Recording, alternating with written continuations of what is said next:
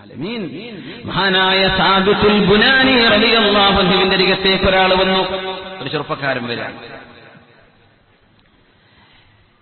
സാബിത്ത് എന്നവരെ നിങ്ങൾ എനിക്ക് വേണ്ടി ഒന്ന് റെക്കമെൻഡ് ചെയ്തു തരുമോ എന്ന് ചോദിക്കാനാ വന്നത്. അവിടുത്തെ വലിയൊരു അമീർ, അവിടുത്തെ ഭരണാധികാരി എന്ന് എന്തോന്ന് കിട്ടണം, അത് സാബിത്ത് എന്നവരെ നിങ്ങൾ പറഞ്ഞാൽ കിട്ടും. അതുകൊണ്ട് എനിക്ക് വേണ്ടി നിങ്ങളൊന്ന് റെക്കമെൻഡ് ചെയ്യണം, ഇസ്തിശ്ഫാ ചെയ്യാൻ വന്നതാണ്. എന്തെങ്കിലൊക്കെ ഒന്ന് നിങ്ങൾ പറഞ്ഞാൽ കേൾക്കും. അതുകൊണ്ട്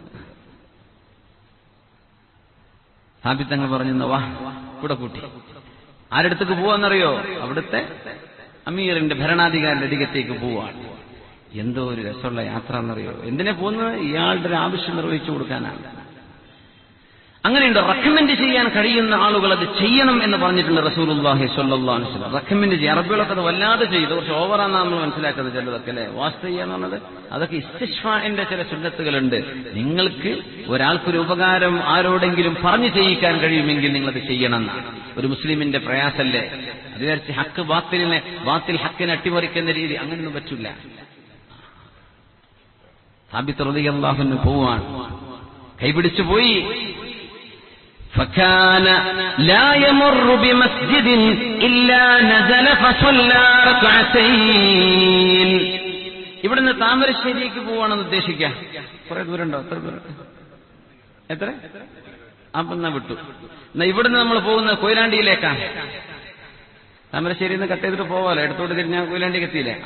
കുറേ പള്ളിയില്ലേ റോഡ് സൈഡിലൊക്കെ, ഒരുപാട് കുറെ ഹമ്പുണ്ടെന്ന് എനിക്ക് തോന്നുന്നുണ്ട് ആ റൂട്ടിലല്ലേ. ചാടിയിട്ട് ദൂരം കൂടിയാലും വേറെ റൂട്ടിലേ നമ്മൾ ചിലപ്പോൾ പോവാ. അപ്പോ കുറേ പള്ളിയുണ്ട്. ഉദാഹരണം പറയാണ്, ആ പോകുന്ന പള്ളിയിലൊക്കെ ഇറങ്ങിയിട്ട് 2 റക്അത്ത് നിസ്കരിക്കുക. ഇതാണ് സാബിത്ത് റളിയല്ലാഹു അൻഹു ചെയ്യുന്നത്. സാബിത്തുൽ ബുനാനി തങ്ങൾ ചെയ്യാൻ ഇയാളെ കൈപിടിച്ചു പോവാണ്. അമീറിന്റെ അരികത്തേക്ക് പോകുമ്പോ റോഡിന്റെ അരികത്തുള്ള എല്ലാ പള്ളിയിലും നിന്നിട്ട് 2 റക്അത്ത് നിസ്കരിച്ചു. ഇയാൾക്ക് ഇങ്ങനെ ഉസ്താദിന്റെ കൂടെ പോയിട്ട് കുടുങ്ങിയല്ലോ. 2 ഉസ്താദിന്റെ സിയാറത്തിന് പോയി. ഉസ്താദിന്റെ ദുആ തീരണ്ട, പൊന്നാർ ഉസ്താദ് എനിക്ക് ഇത്രയൊന്നും അള്ളാഹുവിനോട് ചോദിക്കാനില്ല, അങ്ങ് നിർത്തിക്കൂളിന്ന് പറയാനും വയ്യ. ഇവിടെ ഒന്ന് കയറി ഉസ്താദ്, അവിടെ ഒരു മഹാനാ കിടക്കണത്, നമ്മൾ ആ ഒരു മഹാനെ കൂടെ ഒന്ന് സിയാറത്ത് ചെയ്യാം. അവിടെ പോരാൻ നിൽക്കുമ്പോൾ ഇവിടെ ഒരാൾ മൂപ്പരെ ശിഷ്യനാണത്, അവിടെ വരാൻ നിൽക്കുമ്പോൾ പിന്നെയും മൂപ്പരുടെ എളാപ്പുണ്ട്, വലിയ ആലിമായിരുന്നു, മുഅല്ലിഫ് മുസന്നിഫൊക്കെയാണ്, നമ്മൾ അവിടെ ഒന്ന് സിയാറത്ത് ചെയ്യാം. സാബിത്തുൽ ബുനാനി തങ്ങളുടെ കൂടെ പോകുന്ന എല്ലാ പള്ളിയിലും 2 റക്അത്ത് നിസ്കരിച്ചു ഇയാളെ കൊണ്ട്. ഇയാളുടെ ആവശ്യം നിർവഹിക്കാൻ കൈപിടിച്ച് കൊണ്ടുപോകാൻ ഞാൻ റെക്കമെൻഡ് ചെയ്യാം. എല്ലാ പള്ളിയിലും فكان لا يمر بمسجد الا نزل وصلى فيه ركعتين. 2 റക്അത്ത് നിസ്കാരം എല്ലാ പള്ളിയിലും. അങ്ങനെ അമീറിന്റെ സ്ഥലത്തേക്ക് എത്തി, ഇവരുടെ നാട്ടിലേക്ക് എത്തി. സാബിത്ത് തങ്ങൾ പറഞ്ഞു, പിന്നെ ഇത് എന്റെ വളരെ വേണ്ടപ്പെട്ട ആളാണ്, ഇതാ ഒരു കാര്യം. കാര്യം വളരെ സിമ്പിൾ ആയിട്ട് നിന്നു. ഒരു ചോദ്യം ഇവിടെ ഉണ്ടായില്ല. ആയിക്കോട്ടെ, ഓക്കെ, പാസ്സാക്കി. അപ്പൊ ചെറുപ്പക്കാരനെ സന്തോഷമായല്ലോ. കൈപിടിച്ചിട്ട് കൊണ്ടുവന്നിട്ട് സാബിത്ത് റളിയല്ലാഹു അൻഹു സാബിത്തുൽ ബുനാനി തങ്ങൾ ചോദിക്കുക. നോക്കണം, ഇസ്ലാമിക ലോകത്തെ പണ്ഡിതന്മാരുടെ ആ ഒരു സ്വഭാവ ഗുണം. സാബിത്ത് തങ്ങൾ ആ ചെറുപ്പക്കാരന്റെ കൈപിടിച്ചിട്ട് ഇങ്ങനെ ചോദിച്ചു, ലഅല്ലഹു ശഖ്ക അലൈക വഖൂഫി ഇൻദ കുല്ലി മസ്ജിദിൻ. എല്ലാ പള്ളി കണ്ടപ്പോഴും അവിടെ 2 റക്അത്ത് ഇരുന്ന് നിസ്കരിച്ചത് നിനക്ക് പ്രയാസമായോ എന്റെ കൂടെ കൂടിയിട്ട്? എല്ലാ പള്ളിയിലും നമ്മൾ നിസ്കരിച്ചില്ലേ പോരുമ്പോ, പ്രയാസായോ? നമ്മൾ ഒരേ ഇല്ല, അത് നുണയാണ്. ഉണ്ടെങ്കിൽ ഉണ്ടെന്ന് പറയണം. അയാൾ പറഞ്ഞു, നഅം, അതെ സംഭവം ശരിയായിട്ട് കുറച്ച് ഇടങ്ങേറുണ്ടായിരുന്നു. മുസ്ലിം അങ്ങനെയാണ്, ഈ മുജാമലാത്ത് വേണ്ടാന്ന്. എന്തിനാ അങ്ങനെ ഉള്ളതുപോലെ പറയണം. ദാഹിക്കുന്നുണ്ട്, നല്ല ദാഹമുണ്ട്, വെള്ളം വേണമെന്ന് ചോദിച്ചു. എനിക്ക് ദാഹമല്ല, അല്ലെ വെള്ളം വേണ്ട.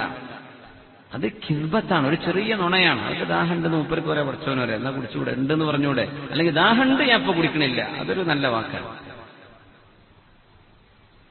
കല്യാണം പറയാൻ പോകുമ്പോണ്ടൊരു കുടുങ്ങല്, ദശനപ്പൊടി കലക്കി കൊടുത്തിട്ടേ കുടിക്കാതെ പെരക്കാര് വിടൂല്ല, ഇതൊക്കെ കുടിക്കാനായിട്ട് കഴിയില്ല. തൊണ്ടം എത്തിയിട്ടുണ്ടാവും ഓരോരോ പേരെന്നും കുടിച്ചിട്ട്. ദയവ് ചെയ്ത് പൊന്നു മുഅ്മിനീങ്ങളെ, നിങ്ങൾ പച്ചവെള്ളം കൊടുത്തൂടി കല്യാണം പറയാൻ വരുന്നവർക്കൊക്കെ. ഒരു കുടിച്ച് ഷുഗർ ഒരൊറ്റ ആഴ്ച കൊണ്ട് അങ്ങോട്ട് റോക്കറ്റ് ചെയ്യും. നമ്മൾ കൊടുക്കുന്ന ഒരു നല്ല ഹെൽത്തി ഡ്രിങ്ക് ആണെങ്കിൽ അത് തിരക്കേടില്ല. അത് പൊടി കലക്കി കൊണ്ടുവരും. എന്നോ കൊണ്ടുവന്ന് വെച്ചത് കട്ട പിടിച്ചതൊക്കെ ജ്യൂസിലൊക്കെ ഇട്ടിട്ട് അടിച്ചിട്ട് മിക്സിയിലൊക്കെ ഇട്ടിട്ട് കലക്കി കൊടുക്കുകയാണ്. ഈ സാധുവും പെണ്ണും ഭാര്യയും ഇയാളും കൂടി ചെന്ന് കയറി എന്തൊരു ഇടങ്ങാറാക്കലാണ്. അത് ചെയ്യരുത്. അവർക്ക് വേണ്ടേ? അവർക്ക് വേണ്ടാത്തോണ്ടാക്കുക. വേണ്ട, ഒന്നും വേണ്ട, ഞങ്ങൾ പോവാണ്, പിന്നെ വരാം. മതി, അൽഹംദുലില്ലാ. അപ്പൊ എന്താണെന്നറിയോ? സത്യം പറഞ്ഞാൽ മതി. അപ്പൊ മനസ്സിലാവും. വേണ്ടാന്ന് പറഞ്ഞാൽ ഉണ്ടായിട്ട് വെറുതെ പറയണോ? രണ്ടാമതൊരു ചോദ്യം ചോദിച്ചാൽ ഞാൻ കുടിക്കുമായിരുന്നല്ലോ, അടുത്ത ചക്ര പിന്നെ അതേ ആയിരിക്കും. പോലെ ഒരിക്കലും എന്നോട് ചോദിച്ചിട്ടുള്ളൂ, കല്യാണത്തിന് ഒരിക്കലേ വിളിച്ചിട്ടുള്ളൂ, അതിനൊന്നും നിങ്ങൾ പോകാൻ മാത്രമല്ല, ഞാൻ വലിയ ആളല്ലേ. ഇങ്ങനെയൊക്കെ ചിന്തിക്കുന്ന മനുഷ്യന്മാരുണ്ട്. അത് നമ്മളെല്ലാവരും സത്യം പറയാനെന്ന് തീരുമാനിച്ചാൽ പിന്നെ പ്രശ്നമല്ലല്ലോ. നമ്മളുള്ളതേ പറയുള്ളൂ. അത് അങ്ങോട്ടും ഇങ്ങോട്ട് മനസ്സിലായാൽ ഇയാൾക്ക് വെള്ളം ആവശ്യമില്ലായിട്ടാണ് കൊടുക്കേണ്ട. കല്യാണം പറയാൻ പോയവർക്ക് ഇപ്പൊ ഞാൻ ഈ പറഞ്ഞത് മനസ്സിലാകുന്നുണ്ടാവും. അതിന്റെ ഒരു അടങ്ങേറെ വിഷമൊന്നും വിചാരിക്കണ്ട. ലാ ളററ വലാ ളിറാറ. നിങ്ങൾ ബുദ്ധിമുട്ടാവും വേണ്ട, വേറെ ആരെ ബുദ്ധിമുട്ടാക്കും വേണ്ട. ഇതാണ് ശറഇന്റെ തീരുമാനം. നിങ്ങൾ ബുദ്ധിമുട്ടാവും വേണ്ട. എന്തിനാ നിങ്ങൾ ഒരു പഞ്ചാര ഇറക്കുന്നത്? അടുത്ത ആൾ വന്നാൽ അയാൾക്ക് കൊടുത്തൂടെ? ദാഹിച്ച ആൾ വരുമ്പോൾ അയാൾക്ക് ഇറക്കി കൊടുത്തൂടെ? വലാ ളിറാറ. ആരെയും ബുദ്ധിമുട്ടാക്കും വേണ്ട, നിങ്ങൾക്ക് ബുദ്ധിമുട്ടാവും വേണ്ട. എന്തൊരു മനോഹരമാണ് ശറഇന്റെ കാഴ്ചപ്പാട്. അപ്പൊ സാബിത്ത് റളിയല്ലാഹു അൻഹു ചോദിച്ചു, മോനെ, നിങ്ങളെ കൈപിടിച്ച് നമ്മളിങ്ങനെ നടന്നപ്പോ പ്രയാസായോ? ഓരോ പള്ളിയിൽ 2 റക്അത്ത് നിസ്കരിച്ചപ്പോ? നഅം, അത് പ്രയാസം ഉണ്ടായിട്ടുണ്ടായിരുന്നു. ശരിയാണ്. മഹാനായ സാബിത്ത് റളിയല്ലാഹു അൻഹു പറഞ്ഞ വാക്ക് കേൾക്കണം മുഅ്മിനേ. മാ സ്വല്ലൈതു സ്വലാതൻ ഇല്ലാ ത്വലബ്തു ഇലല്ലാഹി തആല ഫീ ഹാജതിക അൻ യഖ്ദിയഹാ. ഓരോ നിസ്കാരം നിസ്കരിച്ചപ്പോഴും സുജൂദിൽ കിടന്നിട്ട് ഞാൻ അള്ളാഹുവോട് പറയുകയായിരുന്നു, അള്ളാഹുവേ, എന്റെ കൂടെയുള്ള കൂട്ടുകാരന്റെ എന്താണോ ആവശ്യം അത് നീ നിർവഹിച്ചു കൊടുക്കണമേ. എന്റെ സുജൂദിൽ നിനക്ക് വേണ്ടി ഞാൻ ദുആ ചെയ്യുകയായിരുന്നു. മാഷാ അല്ലാഹ്, എന്തൊരു മനോഹരം. നിന്റെ കൂടെ വന്നില്ലേ? നീ എനിക്ക് ഭാരമായതല്ല. നിന്റെ പ്രശ്നം അല്ലാഹുവേ, അല്ലാഹുവേ, എന്റെ കൂട്ടുകാരന്റെ പ്രശ്നം നീ പരിഹരിക്കണേ എന്ന് ഓരോ നിസ്കാരത്തിലും ഞാൻ അല്ലാഹുവിനോട് ദുആ ചെയ്യുകയായിരുന്നു. എന്തുകൊണ്ട്? നിസ്കരിക്കണം, കൂട്ടുകാരോട് നിസ്കരിക്കാൻ കൽപ്പിക്കണം. എന്ത് കിട്ടും? നഹ്നു നർസുഖുക, നാം നിങ്ങൾക്ക് റിസ്ക് തരും നബിയേ. ഉമ്മത്തികളെ, ഞാനാണ് ഭക്ഷണം തരുന്നവൻ, ഞാനാണ് നിങ്ങൾക്കുള്ള റിസ്ക് തരുന്നത്. സസ്റ്റനൻസ്, ജീവിക്കാൻ ആവശ്യമുള്ള എല്ലാം റിസ്ക്കാണ്. ഭക്ഷണം മാത്രമല്ല റിസ്ക്. ഇൽമ്, ഒരു ഉസ്താദ് ഒരു ശിഷ്യന് കൊടുക്കുന്ന ഇൽമ് റിസ്ക്കാണെന്നാ പറയാം. അത് ആ ശിഷ്യന്റെ കൽബിലെ ശുദ്ധി അനുസരിച്ച് ഉസ്താദിനടുത്ത് ഇങ്ങനെ കിട്ടിക്കൊണ്ടിരിക്കും. ശിഷ്യൻ പോണത് ഉസ്താദിനെ പറ്റിക്കാനാ, അപ്പൊ കിട്ടൂല. കൽബിന്റെ ശുദ്ധി അനുസരിച്ചാണ് ഇൽമു കിട്ടുക. അത് റിസ്ക്കാണ് സുഹൃത്ത്, ഒരു റിസ്ക്കാണ്. നല്ലൊരു ഭാര്യ റിസ്ക്കാണ്, മക്കൾ റിസ്ക്കാണ്, സൗഹൃദ ബന്ധം റിസ്ക്കാണ്, നല്ല സമാധാനം, നാട്ടിൽ പേടിയില്ലാതെ ജീവിക്കാൻ പറ്റുന്നത് റിസ്ക്കാണ്. അള്ളാഹു തരുന്നതാണ്, അള്ളാഹു തരുന്നതാണ്, അള്ളാഹു തരുന്നതാണ്. അതൊക്കെ നമ്മൾ പല കാരണം പറയും. കേന്ദ്രത്തിൽ മറ്റവനല്ലേ ഇരിക്കുന്നത്, ഇവിടെ മറ്റാളല്ലേ ഭരിക്കുന്നത്. റിസ്ക് തരുന്നത് അല്ലാഹുവാണ്. വതീബുൻ നഫ്സി മിനൻ നഈം, മനസ്സമാധാനം ഏറ്റവും വലിയ നിഅമത്താണ്. സുമ്മ ലതുസ്അലുന്ന യൗമഇദിൻ അനിൻ നഈം, നഈമിനെ കുറിച്ച് ചോദ്യമുണ്ട്. വതീബുൻ നഫ്സി മിനൻ നഈം, മനസ്സമാധാനം ചോദ്യമുണ്ട് എന്ന് പറഞ്ഞ നഈമിൽ പെട്ടതാണെന്ന് പരിശുദ്ധ റസൂലുള്ളാഹി സ്വല്ലല്ലാഹു അലൈഹി വസല്ലം. നമുക്ക് എത്ര നിഅമത്തനുസരിച്ച് എത്രയാ നമ്മൾ ആസ്വദിക്കുന്ന നിഅമത്ത്, എത്രയാണ് അല്ലാഹുവിന്റെ നിഅമത്ത്. ലാ യുഅദ്ദു വലാ യുഹ്സാ, ഒരിക്കലും എണ്ണി തിട്ടപ്പെടുത്താൻ പറ്റൂല എന്നൊക്കെ നമ്മൾ പറയുമ്പോഴും നമ്മളതിന്റെ ആഴം ചിന്തിച്ചിട്ട് പറയുന്നുണ്ടോ എന്ന് എനിക്കറിയില്ല. തിട്ടപ്പെടുത്താൻ കഴിയില്ല. അത്രയും വലിയ നിഅമത്തുകൾ നമുക്കുണ്ട്. സാബിത്ത് റളിയല്ലാഹു അൻഹു പറഞ്ഞു, മോനെ, വഹാഹിയ ഖദ് ഖുദിയത്, നിന്റെ ആവശ്യം ഇപ്പൊ നിർവഹിക്കപ്പെട്ടു കഴിഞ്ഞില്ലേ? ഇങ്ങനെ വളരെ പെട്ടെന്ന് ഭരണാധികാരി നിങ്ങളുടെ പ്രശ്നം പരിഹരിച്ചു തരാൻ ഓരോ നിസ്കാരത്തിലും ഞാൻ ചോദിക്കുകയായിരുന്നു. നിങ്ങൾക്ക് കിട്ടേണ്ട മനസ്സമാധാനം റിസ്ഖല്ലയോ? നിങ്ങൾക്ക് കിട്ടേണ്ട സമ്പത്ത് റിസ്ഖല്ലയോ? നിങ്ങളുടെ ആവശ്യം നിർവഹിക്കപ്പെടുന്നത് റിസ്ഖല്ലയോ? നബിയേ, വഅമുർ അഹ്ലക ബിസ്സലാഹ് വസ്തബിർ അലൈഹാ, നബിയെ, നിങ്ങൾ നിസ്കാരം നിലനിർത്തുകയും വീട്ടുകാരോട് നിലനിർത്താൻ കൽപ്പിക്കുകയും ചെയ്യണം. ക്ഷമയോടുകൂടെ നിലനിൽക്കണേ നബിയെ. ഉമ്മത്തികളോടാ ഖുർആൻ പറയുന്നത്. ഇപ്പോ നിങ്ങൾ ക്ഷമയോടുകൂടെ നിസ്കാരം നിലനിർത്തുകയും വീട്ടുകാരോട് കൽപ്പിക്കുകയും ചെയ്യുമ്പോൾ ക്ഷമ വേണ്ടിവരും. ഇതേ ഇന്നലെ പറഞ്ഞു തന്നെ നാളെയും പറയേണ്ടി വരും. മറ്റന്നാളും ഒന്ന് ചോണ മാറ്റി നോക്കുക, ശൈലി ഒന്ന് മാറ്റിപ്പിടിച്ചു നോക്കുക. വീട്ടുകാരെ നിസ്കരിക്കണമെന്ന്. ഭർത്താവ് ഭയങ്കര ദീനിയാണ്, തീരെ നിസ്കരിക്കാത്ത പെണ്ണുങ്ങളില്ലേ? നേരെ മറിച്ച് എന്തോ ഒരു ദീനിയായ മക്കളുണ്ട് റബ്ബേ. ഞാൻ അറിയുന്നൊരു കുട്ടി അവരുടെ ഹിഫ്ളൊക്കെ 15 ജുസൊക്കെ പഠിച്ചു എന്നൊക്കെ കുട്ടിന്റെ വാപ്പ പറഞ്ഞു. പക്ഷെ ഭർത്താവ് പറയാ ഈ പുറത്തിറങ്ങുമ്പോ തലയിൽ തട്ടം കൂടി ഇടാൻ പാടില്ല. എന്താ ചെയ്യാം?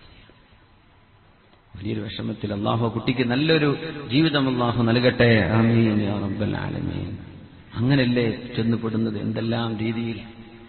മക്കള് നല്ല ദീനിയാണ്, വാപ്പ ജനിച്ചിട്ട് നിസ്കരിച്ചിട്ടുണ്ടാവില്ല. ഞാൻ വലിയൊരു സങ്കടകരമായൊരു കഥ കേട്ടത് നമ്മുടെ ഭാഗത്ത് നല്ല കുറച്ച് തെക്കോട്ടാണ്. ഞാൻ ജില്ല പറഞ്ഞാൽ പിന്നെ അത് ജില്ലയെ പറഞ്ഞ് ആക്ഷേപിച്ചു എന്ന് പറഞ്ഞ പ്രശ്നം, അതുകൊണ്ട് ഞാൻ പറയണില്ല. വാപ്പ സ്വന്തം മോൻ ബിസിനസ് ഡൗൺ ആയപ്പോഴേ മോനെ പുറത്താക്കി വീട്ടുന്ന. നീ ഇങ്ങോട്ട് വരണ്ട, കയ്യിൽ പൈസ ഉണ്ടെങ്കിൽ നീ വരണ്ട. അവനെയും കണ്ടുകൂടാ, അവന്റെ ഭാര്യയും കുഞ്ഞുങ്ങളെയും പുറത്താക്കിയിരിക്കുകയാണ്. അയാൾക്ക് വീടില്ല. വീടിന്റെ വാടക കൊടുക്കാത്തതിന്റെ പേരിൽ അതിന്റെ ഉടമസ്ഥൻ പുറത്താക്കിയിട്ടുണ്ട്. മോനെ, വാപ്പാന്റെ അടുത്തേക്ക് മോനിങ്ങ് പോര്. ഇന്നലെ വരെ വലിയ സമ്പത്തുണ്ടായിരുന്ന മോനാണിത്, വലിയ സമ്പത്ത്. ഇന്ന് നഷ്ടപ്പെട്ടു, വലിയ പരാജയത്തിലാണ്. വാപ്പ, സ്വന്തം വാപ്പ, പിന്നെയാണ് അമ്മോശനും ബാക്കിയുള്ളവരൊക്കെ. സ്വന്തം വാപ്പ മോനോട് വീട്ടിൽ കയറണ്ട. ബാക്കി ജ്യേഷ്ഠനജന്മാർ വലിയ സമ്പത്തുള്ളവരാ, അവരെ കൂട്ടിപ്പിടിച്ച് നടക്കുകയാണ് വാപ്പ. ഈ മകൻ തെരുവിൽ. ഇങ്ങനെയൊക്കെ നടക്കോ? ഞാൻ ചിന്തിക്കാറുണ്ട്. ഇങ്ങനെയൊക്കെ ഉണ്ടോ മനുഷ്യന്മാർ? സമ്പത്ത് കുറയുമ്പോഴേക്കും മക്കളെ വരെ വേർതിരിച്ച് കാണുന്ന ഉമ്മവാപ്പമാർ. ഒന്ന് കേൾക്കും, പൊന്നാര ഉമ്മ, പൊന്നാര വാപ്പ, നിങ്ങളുടെ മക്കളല്ലയോ ഏറ്റവും വലിയ റിസ്ക്. അവരുടെ കയ്യിൽ പൈസ കൊടുക്കുന്നത് അല്ലാഹുവല്ലേ, അല്ലാഹുവല്ലേ കൊടുക്കുന്നത്. ഈ കഷ്ടപ്പാടിന്റെ ഇടയിൽ ഈ സാധുവായ മനുഷ്യൻ നമ്മുടെ കേരളത്തിന്റെ അങ്ങേ തലസ്ഥാന നഗരി നിലനിൽക്കുന്ന ജില്ലയിൽ സ്വന്തം ജ്യേഷ്ഠന്റെ അരികത്ത് ചെന്നു. ജ്യേഷ്ഠൻ വലിയ ശമ്പളവും വലിയ വലിയ സൗകര്യമുള്ള ആളാണ്, പക്ഷെ അള്ളാഹുവിൽ നകന്ന് ജീവിക്കുന്ന ആളാണ്. ആ ജ്യേഷ്ഠൻ പറഞ്ഞു, നീ വലിയ അള്ളാന്റെ ആളല്ലേ, എന്തേ നിന്റെ കാര്യമൊന്നും പരിഹരിക്കപ്പെടാത്തത്? യാ അല്ലാഹ്, സൂറത്തുൽ കഹ്ഫിൽ ഇങ്ങനെ ഒരു ചോദ്യം ചോദിക്കുന്നുണ്ട്. അസ്ഹാബുൽ ജന്ന, ആ തോട്ടത്തിന്റെ ഉടമസ്ഥൻ കാഫിറായ മനുഷ്യൻ ചോദിച്ചിട്ടുണ്ട്, അള്ളാന്റെ ആളായിട്ട് എനിക്ക് പരീക്ഷണോ? എന്റെ കൂടെ പോരെ, ഞങ്ങളതാ സുഖിച്ച് നടക്കുന്നു. ആ വാക്കിന് അദ്ദേഹം ഒരു മറുപടിയും കൊടുക്കാതെ ഇറങ്ങിപ്പോന്നു. സങ്കടം അയാൾ പറയാൻ. അയാൾ ദ്വാരക്കാനും വേണ്ടി പറഞ്ഞു, അള്ളാഹു അദ്ദേഹത്തിന്റെ പ്രയാസങ്ങൾ അള്ളാഹു നീക്കി കൊടുക്കട്ടെ, അള്ളാഹു പരിഹാരം നൽകട്ടെ. ഹിഫ്ദിന് പഠിക്കുന്ന കുട്ടിയുണ്ട് അയാൾക്ക്. ആ ചെറിയ മോളും മോനും പാപ്പാക്ക് വേണ്ടി ദുആ ചെയ്യുന്നുണ്ട്. ആ സമാധാനത്തിലാന്ന് പറഞ്ഞിരിക്കാൻ. ആ ജ്യേഷ്ഠൻ ലക്ഷങ്ങളും കോടികളും സമ്പാദ്യമുണ്ട്. പക്ഷെ അള്ളാഹു മക്കളാലെ വിവാഹം ചെയ്തയച്ച മകളെ തിരിച്ചു കൊണ്ടുവന്നിട്ടും അല്ലാതെയും വിവാഹപ്രായമെത്തി ആരും കൊണ്ടുപോകാനിരിക്കണില്ല. ഇതേ ചോദ്യം ഇയാൾക്ക് ചോദിച്ചൂടെ? നിന്റെ കൂടെ അള്ളാഹു അല്ലെങ്കിൽ നിന്റെ കൂടെയുള്ള ആളിപ്പോ എവിടെ എന്ന് ചോദിക്കാം. ഞാൻ പറഞ്ഞു, നിങ്ങളത് പോയി ചോദിക്കരുത്, നമ്മളത് ചോദിക്കേണ്ട, ക്ഷമിക്കിൻ, നിങ്ങൾക്കതിൽ കൂലി ഉണ്ടാവും. ഇതാണ് ലോകം. പൈസയ്ക്ക് വേണ്ടി മനുഷ്യൻ എന്ന് പറയുന്നത് പൈസയ്ക്ക് വേണ്ടി മാത്രമുള്ള യന്ത്രമാക്കി കാണുന്ന ഭാര്യമാർ, അങ്ങനത്തെ വാപ്പമാർ, അങ്ങനത്തെ മക്കൾ, അങ്ങനത്തെ ഉമ്മമാർ, അങ്ങനത്തെ ഉപ്പമാർ മുസ്ലിം കുടുംബങ്ങളിൽ ഉണ്ടാവില്ലേ? ഒരു മനുഷ്യരിലും ഉണ്ടാവാൻ പാടില്ല. നഹ്നു നർസുഖുക, ഞാനാണ് റിസ്ക് തരുന്നത് എന്ന് അല്ലാഹു തആല പറയാം. റിസ്ക് തരുന്നത് ആരാണ്? അല്ലാഹു ജല്ല ജലാലുവാണ്. സ്വന്തം കുടുംബത്തിലെ ആർക്കെങ്കിലും വല്ല പരീക്ഷണവും അള്ളാഹു നൽകുന്നത് സ്വന്തം ബന്ധുക്കളിൽ, സ്വന്തം കുടുംബത്തിൽ നിസ്കരിക്കാത്ത ആളുകൾ, ജ്യേഷ്ഠാനുജന്മാർ നിസ്കരിക്കാത്തവർ, ഭാര്യ നിസ്കരിക്കാത്തവർ, പ്രായപൂർത്തിയെത്തിയ മക്കൾ നിസ്കരിക്കാത്തവർ വീട്ടിലുണ്ടെങ്കിൽ അവർ കാരണം ബാക്കിയുള്ള ആളുകൾക്ക് പരീക്ഷണം വരും എന്നാണ് ഈ ആയത്തിന്റെ തന്നെ അർത്ഥം. ആ മനുഷ്യൻ നല്ല നിലയ്ക്ക് ജീവിക്കുന്ന ആളാ, എന്തേ പരീക്ഷണം? വീട്ടുകാർ നിസ്കരിക്കാത്തവരായി മാറിയിട്ടുണ്ട്. പറഞ്ഞേക്കണം, ചിലർ സ്വീകരിക്കും, ചിലർ സ്വീകരിച്ചില്ല എന്ന് വരും. അല്ലാഹു സുബ്ഹാനഹു വ തആല നമ്മുടെയൊക്കെ മുഖീമിസ്സലാ, അല്ലാഹുമ്മ ജഅൽനാ മിൻ മുഖീമിസ്സലാ, നിസ്കാരം നിലനിർത്തുന്നവരാക്കി തരണമേ തമ്പുരാനെ. എല്ലാറ്റിനും